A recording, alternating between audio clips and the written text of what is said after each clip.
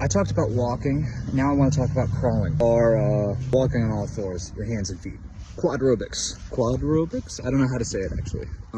The importance of this can also be found or mirrored in zodiacal theory or the zodiac. How? You have every sign is associated with a certain symbol or image. Like Leo is a lion, Gemini are twins, Pisces are two fish, Capricorn is a Capricorn.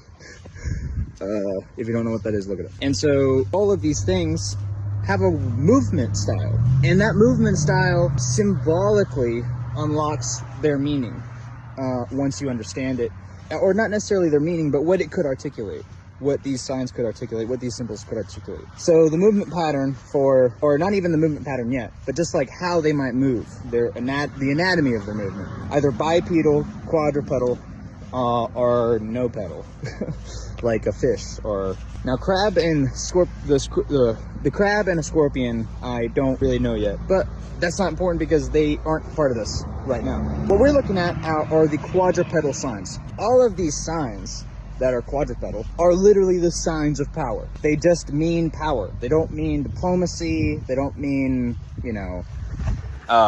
union. Really, they just mean assertion, power, and sometimes even separation, to separate things or to designate things. Oh, look at him.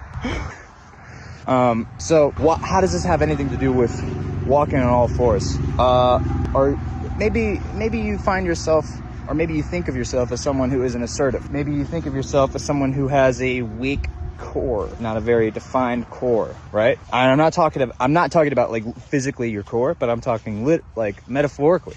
Maybe you have a weak or shakeable core. If you start crawling on your hands and feet, the core thing, I think, will start to disappear. It'll start to solidify. Your very real core will start to solidify all around. And your very real, subtle core, we'll say, will also start to solidify. And then maybe you'll start to be able to assert yourself, define things, and maybe even separate yourself from things that aren't serving you anymore. So yeah, keep your head in the stars, keep your hands and feet on the ground.